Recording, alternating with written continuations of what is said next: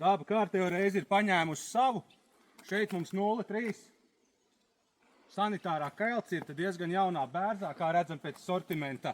Šo nogabalu, diemžēl, paņēma mums Vējgāze, bet esam laicīgi paspējuši nozāģēt, sagatavot sortimentu, lai jāpaspēj pievest. Par cik viss bija izgāsts ar saknēm, tad mums joprojām sanāk finieris un arī bērs tara. Līdz ar to vēl nekas nav zaudēts. Nu, protams, ir atsevišķi koki, kas šeit ir bijuši lausti. Tie, protams, ir neatgriezeniski bojāti. Jāstrādā ātri. Bērs ātri, tāpat kā priedi sabojājās lielā karstumā.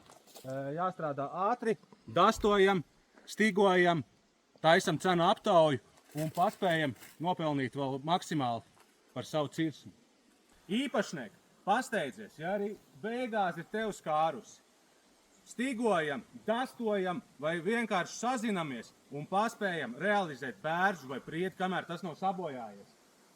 Ja ir kaut kādi mazāki objekti vai grūtāki objekti, kura tehnika nevar iebraukt, droši sazinamies. Ir pieejama arī rokas motorzāģi. Jebkurā gadījumā dod ziņu, kaut ko izdomāsim.